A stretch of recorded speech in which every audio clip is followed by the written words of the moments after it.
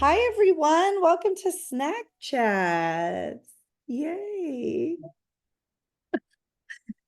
For the first time ever, Carissa and I are recording a video together. So hopefully in this video, you can see also our faces and not just the and not just the screen of this beautiful slideshow that was created. But if you can't see our faces, we'll show you our faces later. But yeah, today we're going to be doing a recording. We are actually presenting this slideshow to a group of parents. And so we wanted to be able to share it with you as well and have it be a resource that's online. So we are going to get started. Today, we are going to be talking about food and weight neutral care for kiddos and what to do when they are not eating at school. And so that's what we're going to be chatting about. This is us. Y'all know this. Go to the website. Okay. Look at all these fabulous humans. All right. So what we're going to be chatting about today is we're going to talk about how parents can support their kids in developing a peaceful and neutral relationship with food.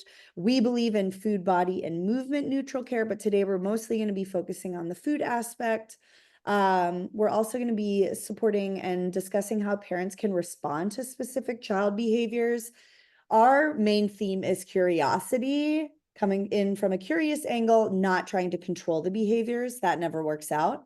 And then we're going to discuss various scenarios that potentially are real life for you, and then strategies for those scenarios. Here, since we're recording, we are not going to end with the Q&A, but you are always welcome to submit questions via YouTube. Cool. All right, here's our mission and philosophy. This is on the website. All right. Carissa, do you want to start off or do you want me to kick it off? I can start off. Okay. So yeah, when kiddos come home from school without eating lunch, common response or common reasons why this might be the case: short lunch periods, distractions at the lunch table, limited appetite, sensory preference, is social dynamics or anxiety.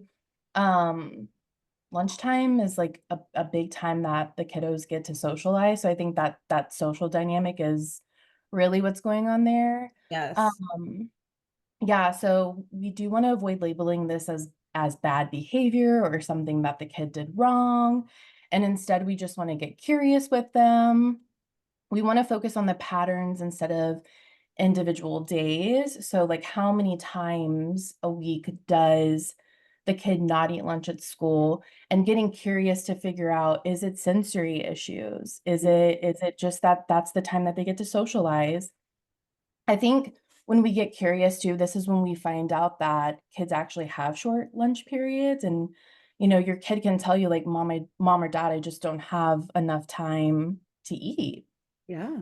Um, and so some solutions with that is just offering a balance after school snack rather than pressing them to make up for it. And just kind of understanding their individual needs here. Kids intake will balance out over time. Yeah. So like I've been to lunch with my first grader. The lunchroom is so loud. It's so loud. And we're going to talk about strategies and things a little bit later, but one thing I did notice, like I went in, I was like, "Oh my gosh, this is so loud. I feel like I need earplugs," right? Like I'm definitely overstimulated. Like my hunger fullness is not communicating with me. And so I'm an adult that's emotionally grounded and very interoceptive with my body. I can't imagine if I was 7 years old trying to figure out this regulation. I also have a sensory kiddo. And so anytime there's like a new transition, his like emotion regulation skills are going to be really stressed. So I think what Chris is talking about, yeah, we really want to make sure that we're focusing on the situation and is it a pattern? Not, oh, the first week of school, this is what's happening. Yeah, that's common, right? But over time, don't zoom in, zoom out. when we kind of look at the broad spectrum, oh, wow, like my kid's never eating lunch. Okay, I see this as a struggle. Let's get curious. Let's start asking questions versus kind of the shame aspect. Yeah, I think that was such a helpful example too. Yeah. So practical tools, like I know our first reaction as parents, as a parent myself, is to be like, oh my gosh, you have to eat. Like, what are you doing? You can't not eat. That's too long. No, we don't want to do that because the kiddos are going to shut down. So instead, we want to potentially, and I get parents are stressed. We never have any time for anything. But if you can, let's have a reconnection snack. What this is, sit down with your kiddos after school, eat with them, have a balanced snack, something that is really satiating. My kid goes to school, he eats lunch, and he comes home and he is still ravenous. He will eat so much food and then eat dinner. So this is all really normal, but that reconnection snack where we sit and eat, this could be the place where you're really talking. What's going on? How are things? How's the lunchroom? I see that your lunch is still full with a lot of food. Do you want to talk to me about that? What was going on? Right. So that's just an example, but other phrases to open the conversation. I noticed you didn't eat much of your lunch today. How was lunchtime? How are you feeling? Right. Or another one is, did anyone trade snacks or bring something interesting today? This is really where it's fun because they're like, yeah, I actually gave this to my friend and I ate their food and whatever. I don't think kids are allowed to trade food, but they do anyways. Um, Another phrase, if you could help pack your lunch tomorrow, what is one food that you would pick? Or, hey, can you help me pack your lunch tomorrow so we make sure that we're packing foods that feel like you're going to eat it, right? So offer tools to use in the lunchroom. It may just be so overstimulating, so loud, earphones, headphones, earplugs, simple things, shakes versus a sandwich, things that they have to chew. Maybe they just want to drink something and something that is actually really dense, a smoothie in a thermos that's going to stay cold.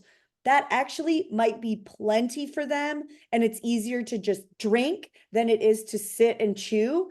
And that they're going to get enough nutrition in that moment. Fidget tools. Let's bring in some fidget tools. Maybe a cute little note that you're sending them like, I believe in you. You can eat, focus, try to take 10 bites of your food. So, yeah, we can definitely talk about that more. But So okay, helpful. you want to take this one? Yeah, sure. So when kids are socializing instead of eating, what are some things that we can understand what's going on here and do? So socializing during meals is an important development skill. So I think recognizing that just off the bat that they are engaging in something that is developing their mind. And so when kids are excited, they prioritize connection with their peers over eating their food. So socializing becomes the priority, food not so much, I think and I kids just get it. don't. Yeah, I do too. I would want to talk to my friends as well, especially just, you're sitting in class for hours on end. It's like, I just Yeah. want to chat. I mean, think Uh, about the times where TLB, we go out to dinner together. Like we are talking and eating, and it is a skill to be able to do that multitasking. It is, and I think it also just normalizes that because that's just not something that goes away Right. after you're a kid. Once you become an adult, eating is still a very social event, and Yeah. so I think it's normalizing that too. Yeah. And so yeah, just over time, kids will learn to balance both. We have to build that trust with them. It's a learning curve. They're developing that skill. And I think it's just, kids don't know what they don't know. So I think it's helpful to talk about that. Like, hey, I understand you want to socialize and you need to eat your food. And here's why. Just giving them the information so they can connect the dots and give them the space to do that over time. Yeah.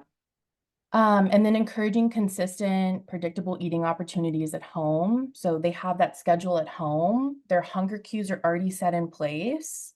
And Mm. so it's just this natural occurrence that when they're at school, and yeah, the sensory issues might be there and that might hush them a little bit more. But Mhm. again, conversations that we're having with the kids and just bringing that awareness to them and creating consistency is the way we create those boundaries. Yeah. Kids crave consistency. So I know, like, as soon as my kid gets off the bus, he basically comes in, he wants to eat a snack.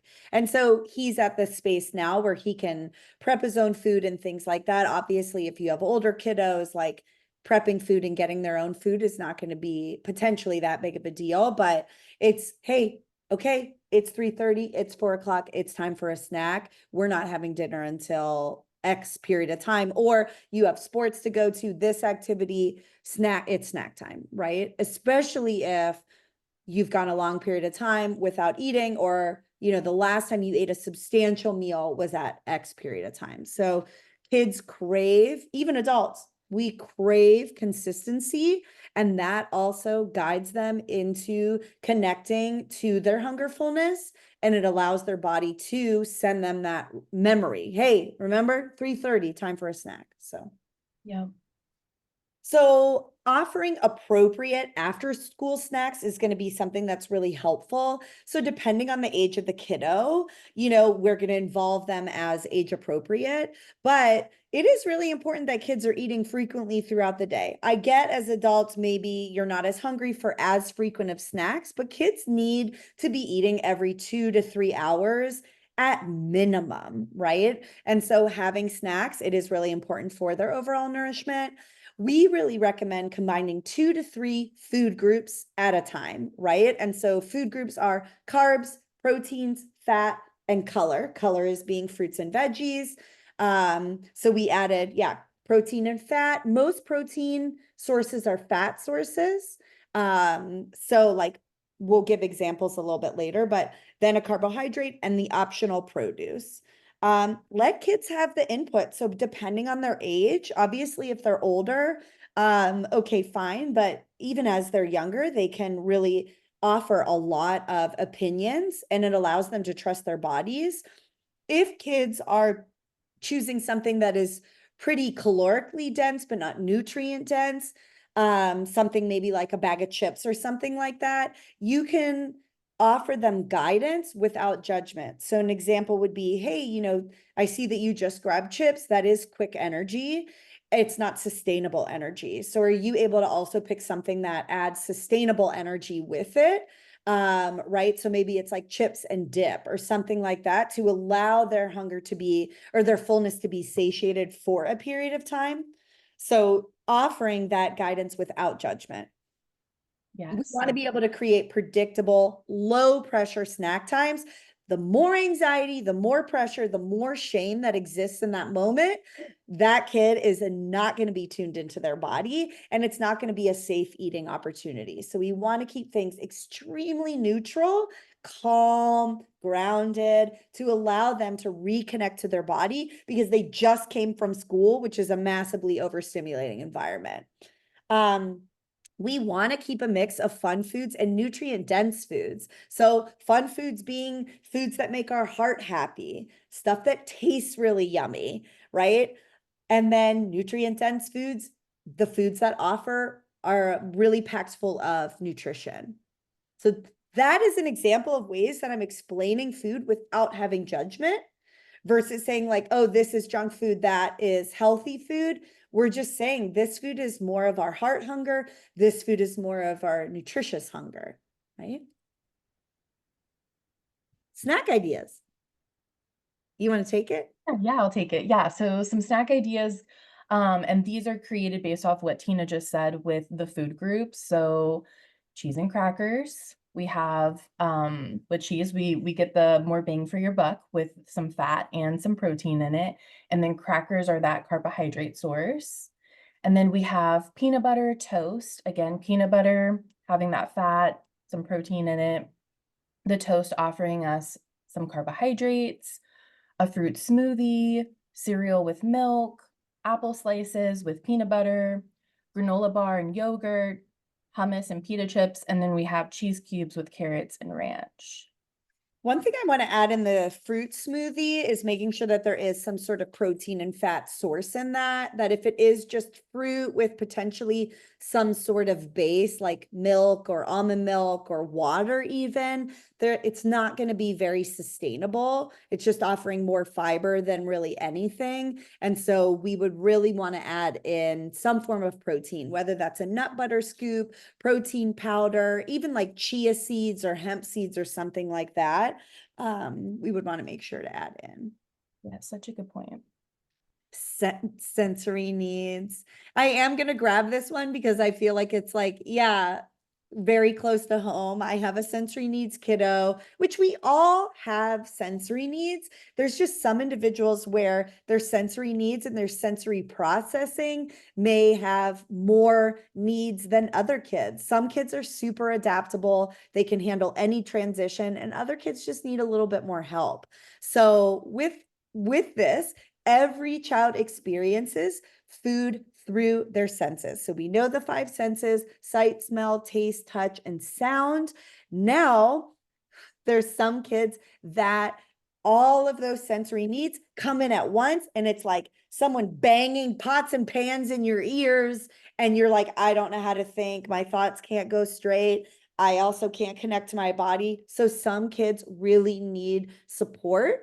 So other kids are, let me back up. Each sensory kiddo, they have various needs. Some respond differently to texture, smells, temperatures. Others seek out a lot of input through sensory experiences, like they're craving crunchy food or really spicy food or things like that. So it is really important to recognize if your kiddo is struggling with some sensory needs, how can we set up support so that we're able to meet their needs in a very highly stimulating, highly sensory output environment like the lunchroom. So that's where we offered before. If your kid does have sensory processing struggle with sound, putting in some of those earplugs while they're in the lunchroom may be really helpful. And then there also is support offered by the school if the kiddo is very overstimulated by the environment, if the smell is really strong, then we can really start asking the school what accommodations your kiddo can have so that they can have a more quiet environment. I have like a quick question for you. Have Yeah. you have you heard of those like loop um Yeah. Yes. earplugs? Okay, yeah. Because I just think of like the social aspect too for kids and like that being important and Yeah. maybe if like having earplugs in our ear Yeah. can send this message of like I don't want to talk to anybody, I don't want to Right. socialize. Right. And I just think those loops might allow conversation to still happen without Totally. yeah, just the background noise being Yeah, I so think there's lots of ways. Again, like this is social hierarchy. We're definitely not ignoring that aspect. And so we really want to take that into account, especially the age of the kiddo, right? So if you have an older kiddo, maybe it is putting in earbuds where it's like that's just like a cool thing to do, but really they're not like listening to anything, or they are listening to some like low uh ambient music or something, but also still able to talk. It just like drowns that out. But yeah, I think it really is just working individually with your kiddo to kind of see what works. yeah. Um, Something that's really important is really just stay curious. Stay curious with about what your child is communicating and the preferences that they're sharing, or just straight up refusals. If we add in pressure, we create more anxiety, we create more stress, they are just going to shut down because this is a lot about the sensory processing and or overstimulation. We want to be able to offer low pressure exposure to new foods. So for your kiddos that have sensory struggles around taste and or overstimulation in their mouth, they might not be ready to do new exposures in the cafeteria. That might be something that's really saved for your house. So instead, recognizing that exposures can be new environment, seeing, touching, smelling, or really helping to prepare the food at home, that all is setting the kid up for success here. So again, in a new environment, in a loud environment, keeping foods safe and familiar so that the kid just knows, hey, every day I'm going to eat a PB&J, and that's totally fine because you know they're going to eat it. And that helps keep your kiddo really safe and secure. Encourage play and exploration. This is a form of exposure, right? This taps into the various senses that kiddos experience. So they could like build tiny little sandwiches out of crackers and deli meat and cheese. And that's fun because it's offering play. And then they're not actually focusing on themselves eating it, even though they are, because the play is involved in preparing it. This is why kids love the like Lunchables where they're like, I'm making a pizza, right? Like, it's just fun, right? I Uh, still like those. I'd still like to play with my food. I love it. So we want to support regulation. A calm environment is ideal, and the cafeteria is not offering that. So figuring out ways that we can offer a calmer environment in any various situation is really going to be helpful and create more success. So if that isn't at school, we want to be able to create that at home. If it is in the cafeteria, we want to be able to provide them with tools that they can utilize in that environment. If we need extra support because you're not seeing progress with the kiddo at school, then we may need to offer a specialist to come in, which is where an occupational therapist, feeding specialist, dietitian, hey, we're here, because we could actually offer tools and strategies and figure out individualized needs so that there can be some progression. Yeah, so in summary, kids thrive when parents create a safe, consistent, and shame-free eating environment. Avoid focusing on what or how much they're eating and instead focusing on connection, that curiosity, and creating some structure. And then trusting their process. Trusting your kiddo helps your kiddo build trust within themselves. And when they trust themselves, they trust their hunger and their fullness cues. Exactly. Recognize we are raising kiddos so that when they leave our house at 18 or whatever age, they can feed themselves. We are not trying to raise perfect eaters. We are not trying to raise 7-year-olds, 10-year-olds that are eating the best variety in the world and able to prepare a gourmet meal. It's just not possible. We are teaching them a skill over time. So we are technically food training, lifestyle training for something. So when they actually leave the home and are living on their own, that's terrifying, but that they're able to take care of themselves, or they have the trust in us and themselves that they can really reach out for support if they need it. Yeah.